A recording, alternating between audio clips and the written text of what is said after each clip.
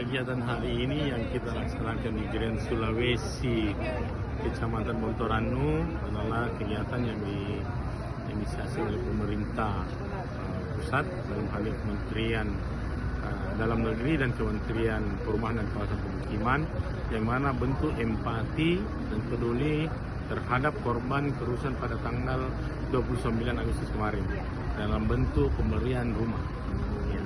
Jumlahnya untuk rumah ini ada 4 rumah yang diberikan kepada korban yang meninggal.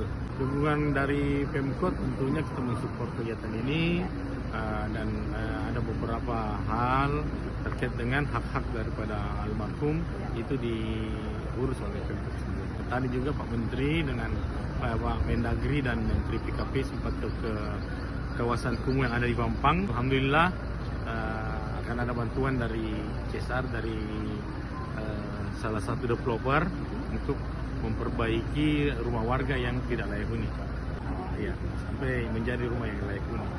Untuk pembangunannya kalau kami tadi mungkin mulai bulan depan.